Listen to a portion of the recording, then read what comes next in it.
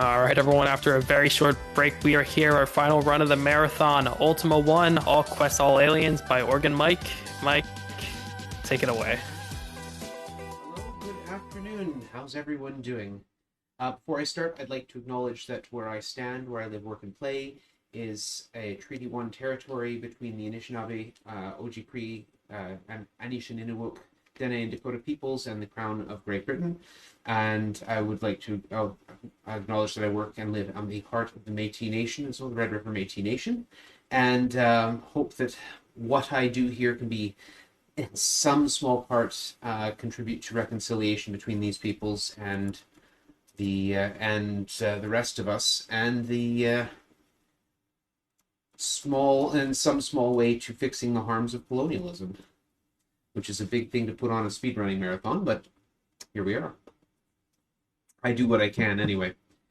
So what we have here is a classic role-playing game from 1981. Its remake 1987. So this was actually released after the fourth in the series, after Ultima 4, before Ultima 5, I believe. Anyway, there's 9 of them in the main line, spanning from 81 till 99, I think the last one came out in. So I have one eye on chat. Chat, if you're there, I could use a character name. So we need to create a new character. Can't really start one of these games without creating a character. So let's see what we got here. Generate a new character.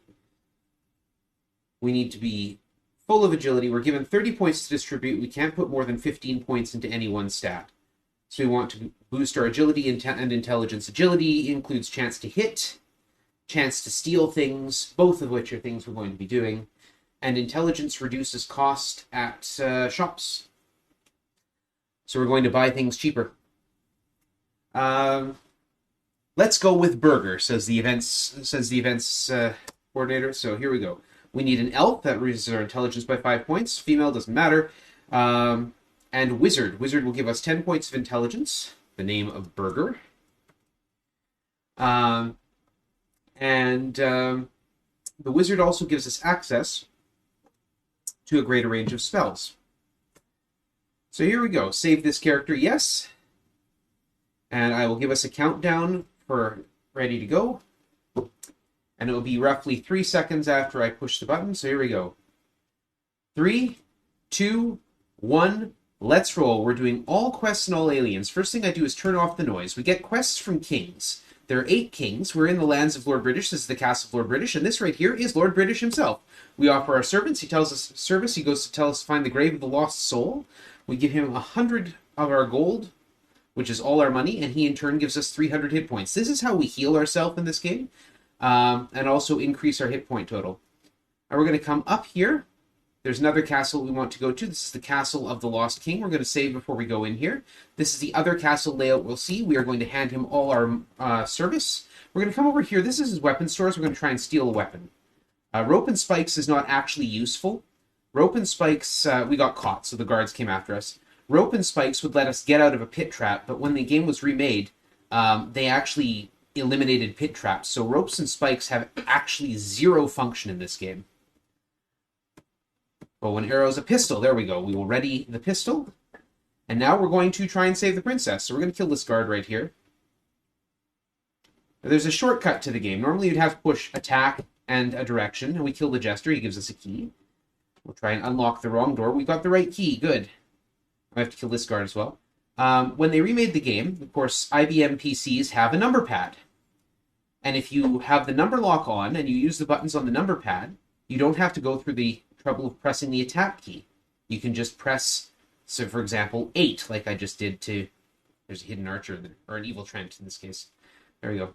And it just fires off in that direction. We need to go to the trans shop. We need to buy some trans. In this case, a raft, because if you're going to go on intercontinental oceanic travel, what's the best thing to do but lash a bunch of timbers together and put up a bed sheet as a sail, and away you go. We need to go and visit a couple more kings, because we need to get all quests. There's 8 quests we need to complete, and we need to kill all aliens. Aliens are a thing that will come into play later. So we'll get the quests going. This is another castle like the first one. There's 2 different layouts for every castle. There's 4 continents. one of each type of castle on each continent. The kings in these castles give us signpost quests. So Lord British wants us to find the Grave of the Lost Soul. This guy, the White Dragon, wants us to find the Tower of Knowledge. And we come up here. This is Chamonix's castle. We're going to go and visit the castle of Chamonix. We're going to visit Chamonix. We're going to offer service. He tells me to kill a Balron. We're going to shoot him in the face. This makes his jester stop dancing around, so we're going to kill the jester. That gives us the key. We're going to rescue a princess. Excellent. We are going to rescue a princess. That key is random. It might be for either of those two cells. If it happens to be for the rightmost cell, we're done. Like, we can't actually rescue the princess. We just run away. Checking the rightmost cell first means that we have to fight one less guard if we don't have a princess to rescue. So that's why I do that. Coming over here, we're going to go north. These are the lands of Lord British where we began. But we're going to head north from here. And that's a signpost, but it's not a signpost we want. That's the Pillars of Protection. That doesn't actually help us. I mean, it does. It would boost our agility if I were to go there, it would boost the agility. We're getting a bunch of hidden archers this time. Okay, here's another castle. This is Black Dragon's castle. We are in the Lands of the Dark Unknown. Black Dragon's castle. We'll get another kill quest. Kill a lich. We'll shoot the king in the face, and we'll shoot his jester. The kill quests are all for monsters in the dungeons, and we're going to go down 3 for 3 on princesses. All right. We're going to go down into the dungeons and do all the kill quests at once. Because that's faster, rather than going in and out, in and out, in and out. And we're going to head up here. We need to go to this town. We need to purchase some magic from the magic shop. Where else would you get your magic but the magic shop? We're going to buy a ladder up. We need 5 of these. These will get us out of the dungeon from the bottom up. We're going to buy some create spells as well. Create makes a barrier. We'll need that in the very last fight. We'll buy 4 just for safety. Usually the first create spell works, and we only need to get 1 to work. But I buy extras just in case, because every so often it just decides it's not going to work. This is the Castle of Olympus. We're going to talk to the King of Olympus. This guy over here. Offer a service. He tells us to go find the Pillar of Ozymandias, which is, a big stone leg. I don't know if you know the poem Ozymandias by Percy Bysshe Shelley. We need 4 ladder down spells. It's one of my favorite poems. In as much as people have favorite poems, that's one of mine. We head down here, back to our lovely little raft, and head south out the way we came. Remembering that there was an archer on side there. Yeah, he's going to shoot at me. Let's just not let him. Sail south until the sea serpent just vanishes. You might notice my food is getting low. If my food ever runs out, I will die immediately. That's a bad time. We're going to head over here. We're going to enter the Tower of Knowledge. A quest has been completed. We're going to ready the prayer spell. That will keep me fed. The prayer spell, if you are under 15 hit points, will restore you to 15 hit points. If you are under 15 food, will restore your food to 15. And if neither of those conditions are true, but you're faced with an enemy on the main screen, it will attempt to use a kill spell on that enemy. Sometimes it works, sometimes it doesn't. All right, this is the Castle Rondoran. We're going to talk with the king. We're going to offer our service. He's going to tell me to kill a carrying creeper. I'm going to shoot him in the face, which will stop his jester from dancing around. We will go and kill this guard. And we will... That's the wrong key, which means we do not have the right key, which means we'll leave. We'll save, because this is where we're going to grind for hit points and for... for money. Wrong door. So yeah, it's a 50-50 chance. When you enter the castle, the key that the jester has is then randomly generated, whether he's got key number 1 or key number 2. Or I guess since it's a computer program, key number 0 or key number 1. If he has key 0, then you can open the door with the princess. It's entirely frame-based. Better people at these computing things than I have figured out how it works. But unfortunately, since it's based on the frame you enter the castle, it's really unpredictable. Which means there's no real-time viable way of gaming that. So you just sort of accept the fact that it's a coin flip. We head over here. We're looking for about 4,000, and I am going to turn in my money, too, once I finish this. Now, these princesses do play an important part later in the narrative as well. They don't actually, like, if you were playing this game casually, you wouldn't think to come and rescue princesses, really. It's not really that important for the narrative, but we need to offer our money, 2403. We'll just give them all the money. We'll shoot them in the face. We get the key. There, I got 5,000 hit points. That's well more than we should need. I say that, but then I'm probably going to get messed up in the dungeon. Okay. Oh, I got to watch my food. There we go. If we die, it will bring us back to life. It'll bring us back to life with no weapons, no money, and 99 food and hit points. So it's a less than ideal situation. Oh, and it will put us randomly somewhere on the map. And there's our last quest, the Southern Signpost. We have completed one quest. We have to turn it in yet. We have to go now and get our four kill quests. We're going to come in here. This is Advari's Hole. There's a skeleton in front of us. Kill some things. Now, dungeons are procedurally generated. Whoops. Based on a seed that's generated when you create your character. Oh, not drop, descend, climb down. There's a bat attacking me. Let's get rid of that. Thank you. We're going to ready a new spell. That spell is ladder down, and we will cast it. The ladders are always in the same place in the dungeon. The actual dungeons themselves change, but the ladders are always in the same place.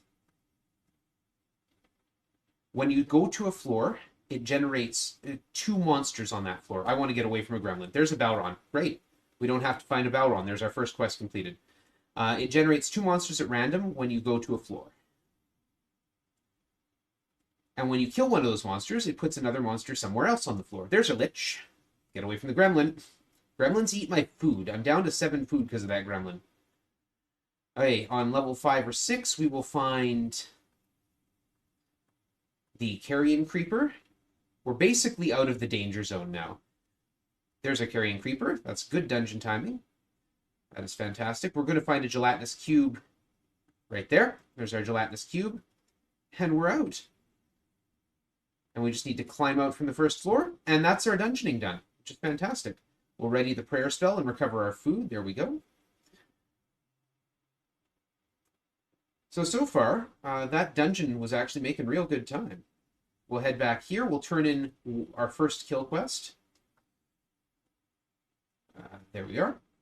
It gives me a green gem and tells you need a time machine to win. I'll shoot him in the face as thanks. I know how much he loves bullets. And we'll kill his guard and open the wrong door. That's okay. We're not in any hurry right now. Now we need to get our other signpost quests done, turn in our quests.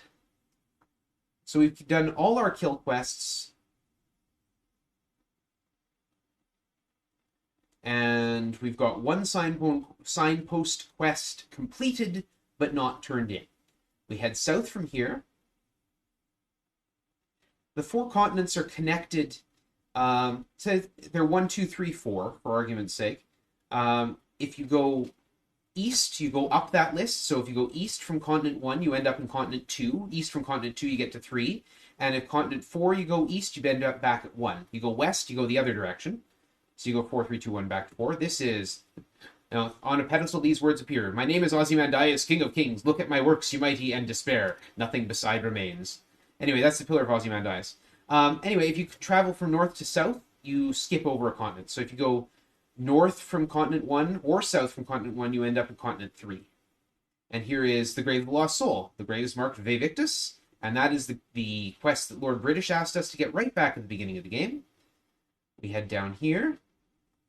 So this is continent 4, the lands of danger and despair, where Chamino and the White Dragon are hanging out.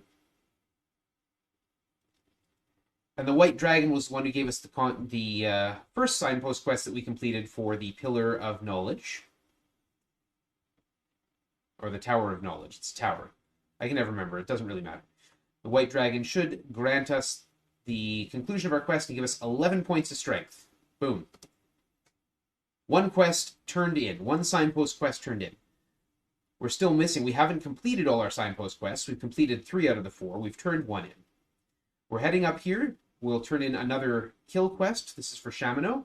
And Shamino is going to tell us that, hey, you can take 9 items from my storerooms, but only 9. So he's got a storeroom for food, weapons, and armor. We don't have any armor right now. A reflect suit, that's the best possible armor in the game. And we're going to head over here and just fill our coffers with food just to save a little bit of time. And then we're going to shoot the jester, see if we can get ourselves a princess. Unlock the door. Wrong door. Darn. We're going to need to grind a few more princesses. I have to watch how I say that because it can sound really awkward. Because we need a bunch of money. Because we need to buy ourselves a space shuttle because that's the kind of game this is. We are going to space. That's why we need the reflect suit. If we don't have a reflect suit or a vacuum suit, the 2 best kinds of armor in the game, and you dock your space shuttle, you will immediately explode from decompression and die. So we don't want that to happen, so we got a reflect suit, and that's kind of awesome. So this is Lord British's castle. He should give us a strength boost for completing his quest. There we are. 9 points of strength. The only way to boost strength. There are other ways to boost the other stats. There's the signposts that boost stats. There's other ways you can actually get stat boosts, but the only way to boost strength is by completing signpost quests and taking them back and turning them in. Here we go. It takes all 4 gems to launch a time machine. Well, I've got 2 of them now, or 3 of them now, because I've turned in 3 kill quests. There we go. Ah, there's a good key. Fantastic. Also, if you want, you can actually kill these kings. They just have a lot of hit points. And I could sit on his throne too, but then the princess would follow up right behind me, and she would block me from getting out. So, the only king you can't kill is Lord British. If you try and kill Lord British, he has an infinite number of hit points. So you just sit there and shoot at him forever. So we head north again. We have 1 more signpost quest to complete. We have a signpost quest and a kill quest to turn in to get that last gem that we were talking about. Head up here.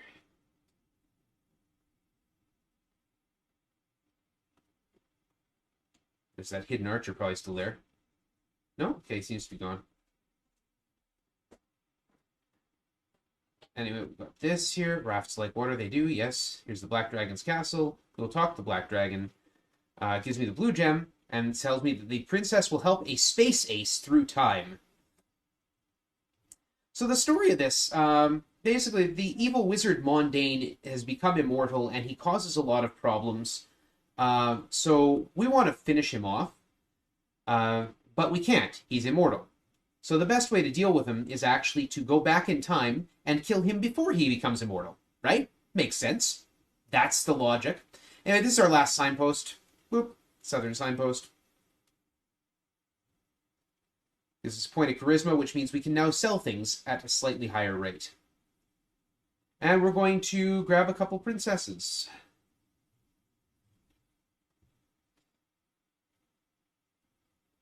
I need lots of money. Because, of course, when you're in space, there's a docking fee. To dock your ship costs money. And we want lots of money.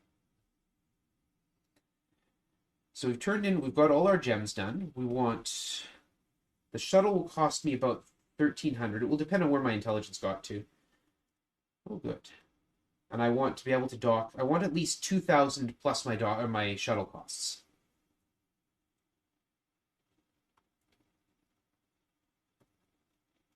The jester stole something. They do that too. It's another good reason to kill jesters. They steal things. Oh, hey, I'm getting good luck on the princesses here. We'll also have to see what the RNG says about the aliens, because the pattern of aliens that we have to deal with was randomly generated when I generated the character. So we don't know what that's going to look like. It will have generated between 20 and I think up to 40 aliens. If it only generated 20, that's great. We'll do 1 more princess for safety. You have to be able to kill 20 aliens because 20 aliens is what you need to kill to become Space Ace. We got some really great princess luck in this one here. Okay, we're going to stick with that for monies. Going to head up here. We've got another quest to turn in.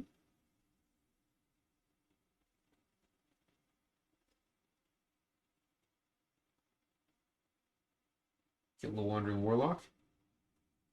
Oh boy. Come over here. Turn in our next to last quest. Should be for 8 strength. Yep. And I don't bother these. You've got a lot of guards to fight on your way out. I don't bother with princesses in those sorts of castles. We'll come into the city of Nassau. We'll go over to the transport shop because we want to buy some transport. Purchase a shuttle. Good. We got 3,000 gold. That's a lot. We can easily dock several times with that. Board the shuttle and we lift off. Let's see what we're up against here. Okay, we got 5, 9, 8. The H's are hostiles. So 13, 15, 19, 22 locations of hostiles. Each of them could have one. Each of them has 1 to 3 alien targets in it. We're going to dock. We're going to take the bottom ship. We are going to start immediately going straight north. Change our view. Speed 8. Hyper jump. Light speed. The only break I get in the game. And once more. Hyper jump. Light speed. And now we fight aliens. Welcome to your dogfighting simulator.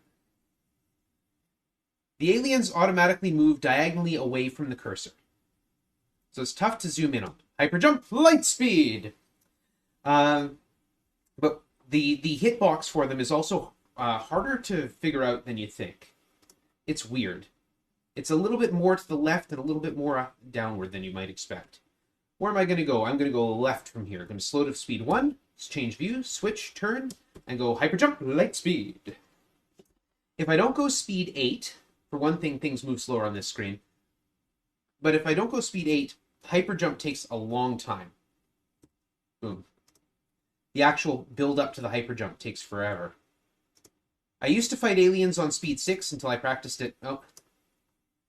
As for me getting shot like I did there, whether the aliens fire or not is RNG.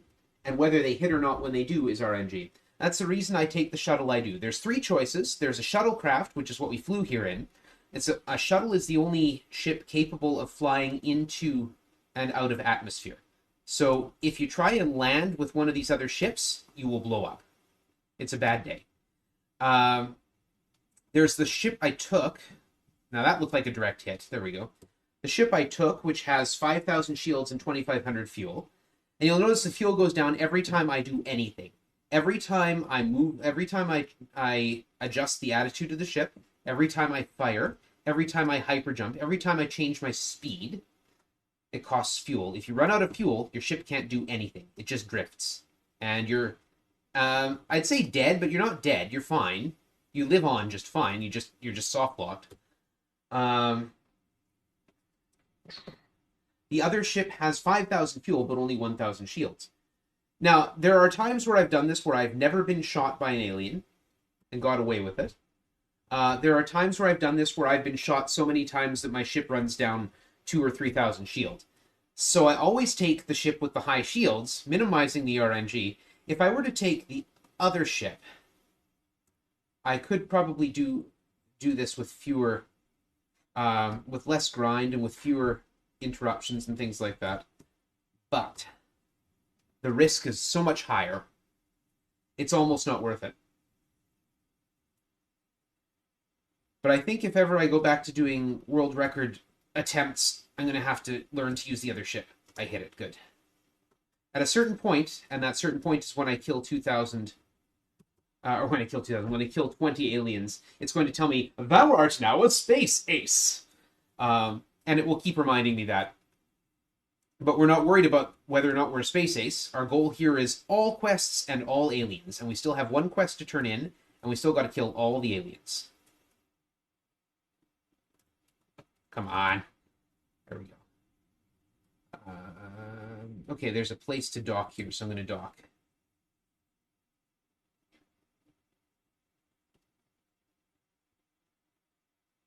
Yeah, we'll dock here. just to recover my fuel. It costs 500 to dock. There's a docking fee of 500 coin. Boom. We're going to stay in the bottom ship. The other one's a shuttle. So it only has 1,000 fuel and 1,000 shield. It's not worth using in combat. If I'm doing a regular run and I have low money, I will do 1 or 2 aliens using the regular ship just to cut down on the number of times I need to dock. Because if you change ships, it's going to cost you 1,000 coin, right? For one dock and then a second dock. You need 1 dock to change ships out, 1 dock to change back. But we're going to have... I'm not worried about docking. That's not an issue. We've got way too much money for that. Hyper jump, thank you. Use the right keys. That's just water, by the way. See, alien fires, you've been hit. Nothing you can do to affect whether or not you get hit when they shoot. Just like there's nothing you can do to affect how quickly they close in on you and actually become a bigger sprite. I'm not sure if the really small sprites actually even have a hitbox. Where are we going? We're going to keep going south 1, 2. We're going to come back.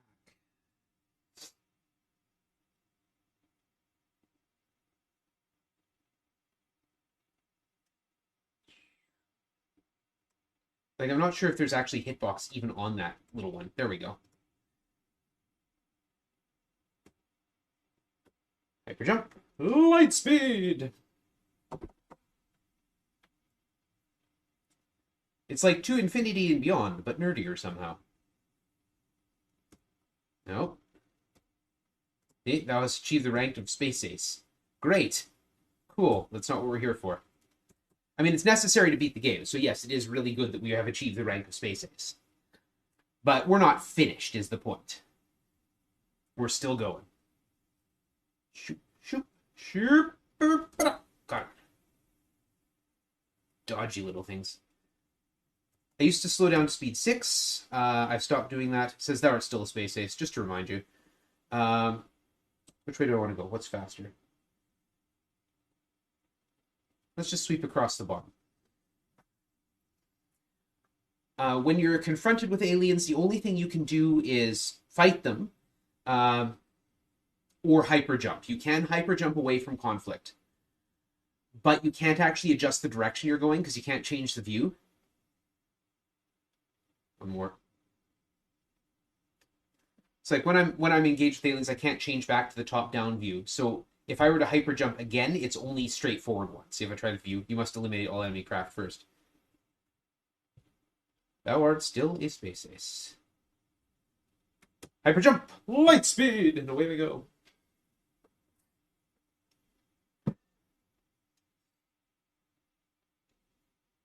Zip, yip, yip. Yep, got him.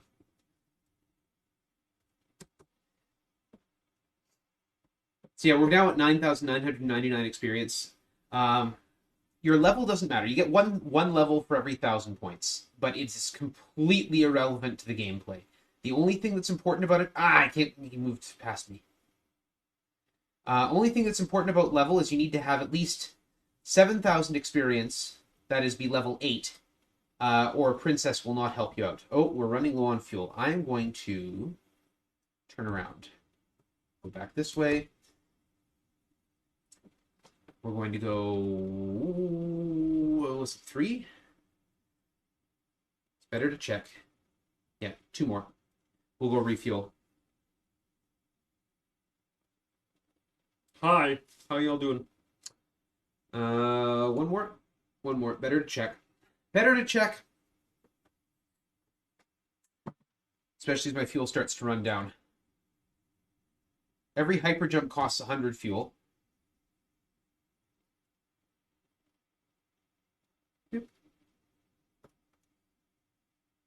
There we go. Welcome to base. One more to the west, and then clear out all the remaining, and we should be good. Base west. Speed 8, hyper jump, light speed. Welcome to the beach. Guess I should have my hands on the controls for when we're actually doing the dog fighting. I scratched the paint, oh no. Boom. We're going to go north from here. Stop, turn north. Hyper jump, light speed. Light speed. There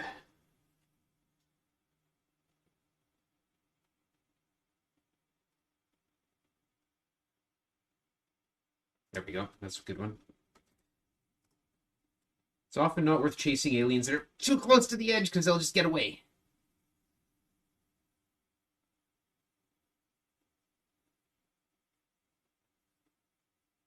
This one should be good. Yep, there we go. Turn this way. Lots of docks in this one, too. Maybe that's correlated to the number of aliens. I don't know. There seem to be a lot of aliens. Should be one more. Yeah. And then we've got 3 more packs of aliens to go, and then switch back to our shuttle, and home we get. Back to Caesarea. I think it's a little unfortunate that the sci-fi elements by the 3rd game were kind of excised. I'm actually going to corner this around the corner so that I can point it in the same direction. It's a little bit unfortunate. Because I think they add a certain amount of charm.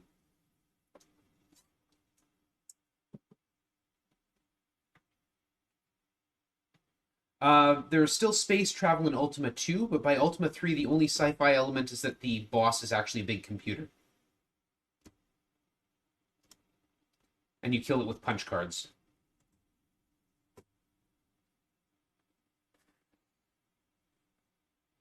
That's really it.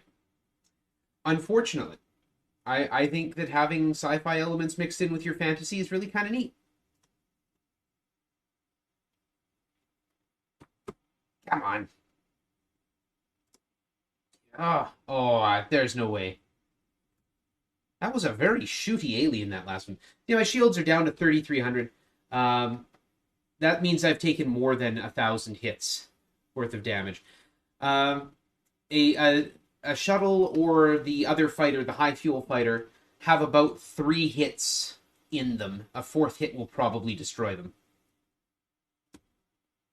This should be the last batch of aliens out there. And there is a completely clean sector. We are done fighting aliens. Turn around, head back to the Caesarea sector at the center of the map. We have completed the all aliens part of all aliens, all quests.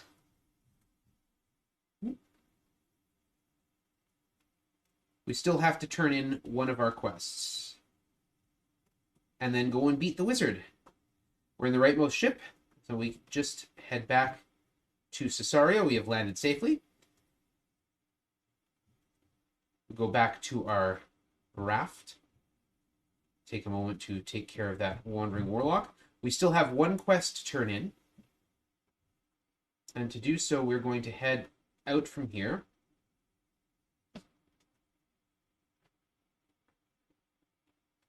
This away. Take a moment every so often to Potentis Laudis and raise our food with a prayer spell. Potentis Laudis.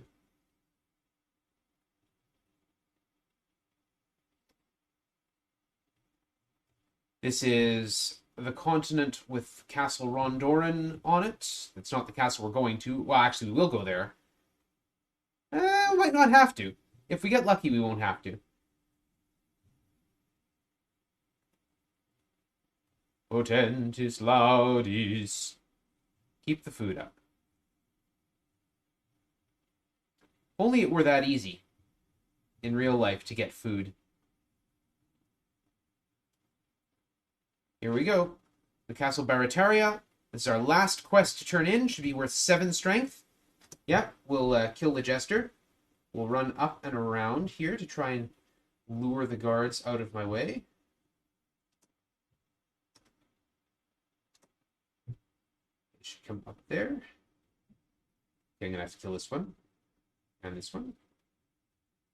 And hope that we got the right key. If we got the right key, we do not have to go back to Castle Rondoran. We got the right key, alright. We do have to kill this guard.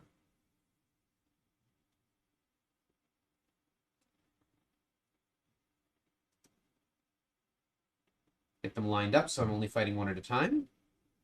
We are going to duck by the Castle Rondoran just to raise our hit points up. Now, informs me that I'm ready for time travel, and there's a time machine far to the northwest. Any princess I rescue would tell us the same thing. And it doesn't matter what continent you're on, they would tell you it's far to the northwest. I'm not going to bother trying to rescue a princess. My hit points are very secure. So we're going to walk far to the northwest. Up here. And there's a time machine. Equipped. We're going to ready our create spell. Board the time machine. We get locked in. There's a button marked launch. And here's the evil Mondaine himself. We're going to walk over here. We're going to cast a create spell. Make a wall. We're going to cast another one just there. We're going to grab it. Grab his gem of immortality. Now we're going to shoot him a lot. Then he turns into a bat, tries to run away. This is why we use the create spell. Otherwise, he'd fly all over the place, and now it's time. We're done. That's that. Otherwise, you're chasing him all over the place if you don't build a wall with the create spell. But that's it. That's the game. Thou art victorious. A rain of silver lightning heralds the death of Mondaine. Fleeting glimpses of fates avoided rush through thy mind, as the arcane power of the mage's dying scream echoes in thine ears. 1,000 years pass in but a moment's time as a strange sleep overcomes thee. Upon awakening, thou dost find thyself in new surroundings. A stately youth in violet robes helps thee to thy feet, whereupon thou dost see the thousands who gaze upon thee in adoration. Thy selfless heroism hath saved our people, my worthy one. Should our gratitude alone not be enough to sustain thee, know that I, Lord British, hereby ordain that the entire realm of Zosaria be at thy service for all time henceforth. So let it be done. Press Ctrl-Alt-Delete to restart. And that's the game. And that's the marathon, too, I understand. Yeah, that is the marathon. I gather that we're done here. Closing out on a high note, I see. With that, we are. Well, it was a pleasure to be here. Thank you. Yeah, thank you so very much for running. Always a joy.